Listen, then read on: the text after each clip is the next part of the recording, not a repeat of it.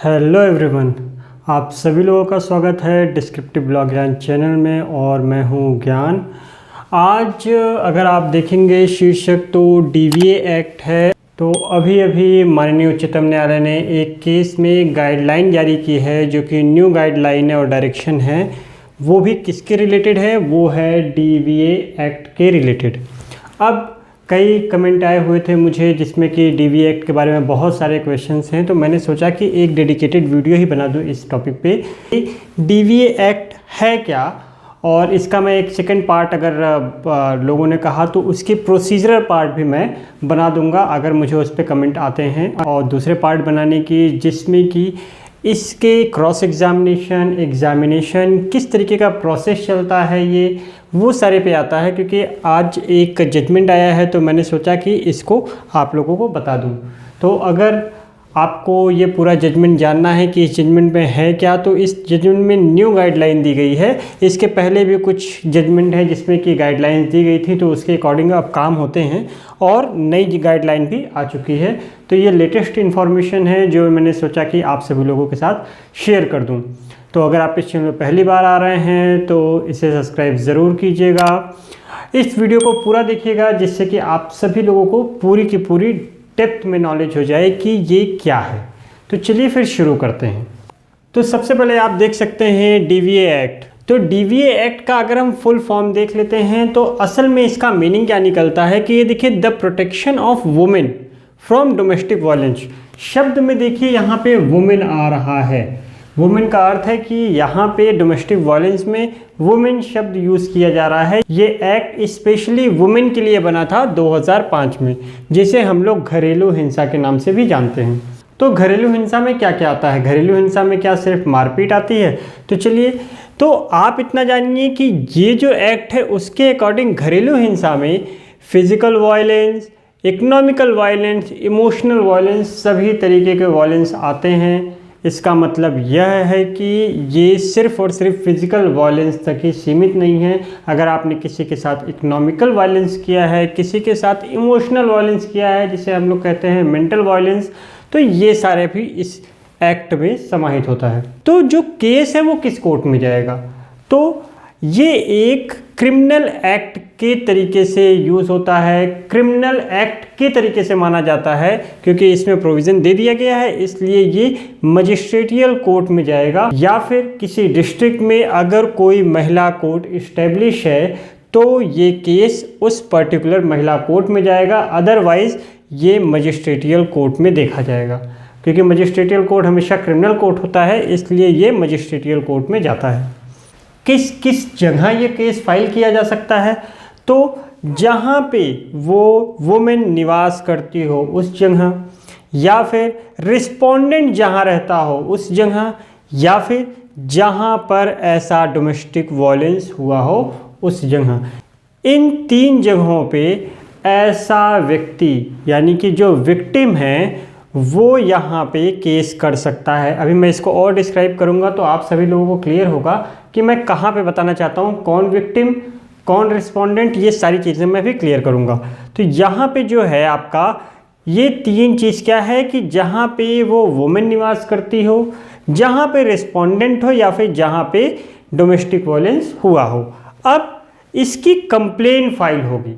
FIR की बात यहाँ नहीं है, यहाँ पे बताया गया है कि इसकी कंप्लेन फाइल होती है। ठीक है, तो कंप्लेन फाइल होने पे क्या करता है, तो कोर्ट एक पुलिस ऑफिसर को नियुक्त करता है, ज़्यादातर वो महिला ही होती है इस केस में, और वो क्या करेगा, घटना की रिपोर्ट देगा कोर्ट को। तो अब यहाँ तक आप लोगों ने देख लिया।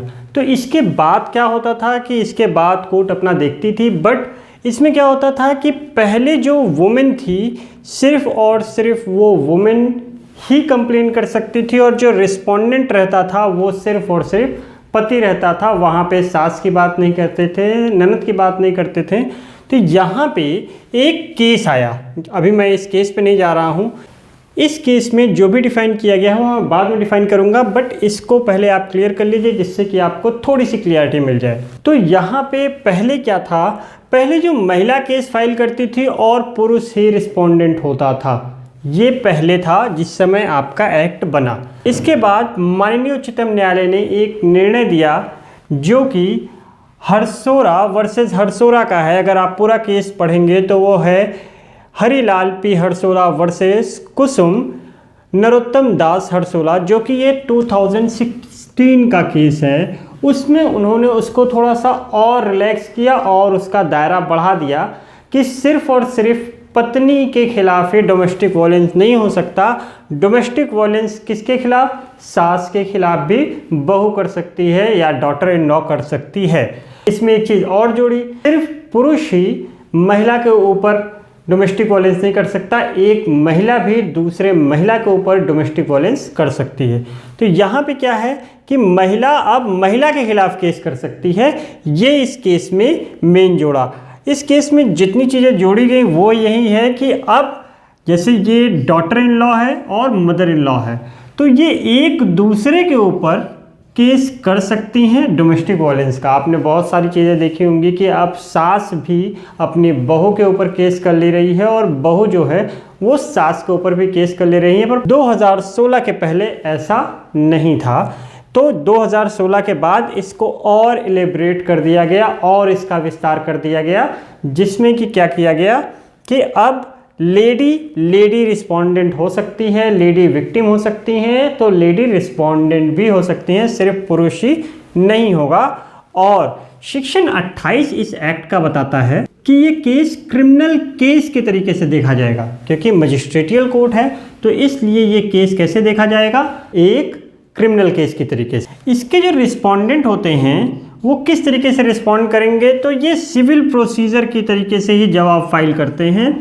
ये ऐसा नहीं है कि क्रिमिनल प्रोसीजर है कि उनको तुरंत गिरफ्तार कर लिया जाए, उनको लेके आया जाए। यहाँ पे वो सिविल प्रोसीजर को फॉलो करते हैं, ना कि क्रिमिनल प्रोसीजर को। बट यहाँ जो जवाब फाइल का तरीका बताया गया है वो क्या है? सिविल प्रोसीजर बताया गया है। अब यहाँ पे कोई गिरफ्तारी की बात नहीं कहता, यहाँ पे आपको बेल लेने की ज़रूरत नहीं है, ज़मानतदार की ज़रूरत नहीं है, यहाँ पे आपको इन सारी चीज़ों की ज़रूरत नहीं पड़ने वाली। अब लोग कहेंगे कि तो चेंज क्या हुआ है? तो अब आपका आता है श्यामलाल देवदा वर्सेस परिमाला का केस, जिसमें कि माननीय उच्चतम न्यायालय ने अभी अभी रिसेंट में ये कहा है कि जो वाइफ है वो करती क्या है। जैसे 498A वाला केस था कि उसका बहुत ज़्यादा दुरुपयोग होने लगा। बहुत सारे ऐसे लोग हैं जो सच में विक्टिम हैं, वो केस करते हैं, तो उनके लिए तो 498A बहुत अच्छी चीज़ है। बट कभी कभी कंडीशंस क्या होती है कि कुछ लोग अब उसको गलत तरीके से यूज़ करने लगे हैं, गलत यूज़ करने लगे हैं उस सेक्शन का। तो सेम कंडीशन अब DVA एक्ट में भी होने लगी है। तो वहाँ पे माननीय उच्चतम न्यायालय ने अब कह दिया है कि वाइफ केस करेगी किसके ऊपर? हस्बैंड के ऊपर या फिर उनके रिलेटिव के ऊपर। केस फाइल कर दिया। चलिए, केस फाइल करना इसका राइट है, इसने केस फाइल कर दिया। बट अगर अब केस फाइल कर दिया तो क्या होगा? तो सबसे पहले अब कोर्ट्स को क्या करना होगा? तो कोर्ट्स यहाँ पे इंक्वायरी करेगी, फैक्ट तलाशेगी, और अगर फैक्ट सही पाया जाता है उसी कंडीशन में नोटिस जाएगी। अगर सही होगा तो हस्बैंड को नोटिस उसी कंडीशन में आएगी कि आपने डोमेस्टिक वायलेंस किया है। जब इनकी फर्स्ट इंक्वायरी हो जाएगी, इंक्वायरी के बाद सही पाया जाता है केस, उस कंडीशन में ही हस्बैंड को नोटिस आएगी, अदरवाइज हस्बैंड को नोटिस नहीं आएगी। सेकंड चीज जो माननीय उच्चतम न्यायालय ने कही है कि अगर ऐसा नहीं है तो उनका केस तुरंत के तुरंत क्या बंद किया जा सकता है। तीसरी चीज़ जो माननीय उच्चतम न्यायालय ने कही है कि अगर रिलेटिव्स के ऊपर ऐसा केस फाइल किया गया है, क्योंकि रिलेटिव्स भी आते हैं इसमें, और वो रिलेटिव क्या हैं? साथ में नहीं रहते हैं। अगर वो रिलेटिव उसके साथ नहीं रहते तो उसके ऊपर डोमेस्टिक वायलेंस वो कैसे कर सकते हैं? जैसे कोई पत्नी अपने कहीं दूर रहती है और उसने कई लोगों के नाम उसमें इंक्लूड करके दिखा दिए डोमेस्टिक वायलेंस में, तो यहाँ पे ये संदेह पैदा करता है कि उसने हो सकता है कि झूठा मुकदमा लिखाया हो। तो इसकी जांच अच्छे से होनी चाहिए कि क्या जितने लोगों की उस कंप्लेन में नाम हैं वो सारे के सारे सही हैं, और अगर सही हैं तभी पति को नोटिस जाएगी, अदरवाइज़ केस क्लोज किया जाएगा। और पति को यहाँ एक राइट देता है कि अगर पति को ऐसा फॉल्स केस लगता है कि उसके ऊपर फॉल्स डोमेस्टिक वायलेंस का केस किया गया है, पति पत्नी के खिलाफ झूठा केस करने के लिए केस फाइल कर सकता है। यहाँ पे कोर्ट के पास पावर दी गई है कि उन्हें ऐसी इंक्वायरी करनी होगी। तो आई थिंक आपको ये अच्छे से समझ में आया होगा। अगर ये वीडियो आपको पसंद आया तो इसे लाइक कीजिए, अपने दोस्तों परिवार के साथ इसे शेयर कीजिए, जिसे भी इसकी ज़रूरत है उसके साथ शेयर कीजिए। और फिर मिलते हैं अगले वीडियो में।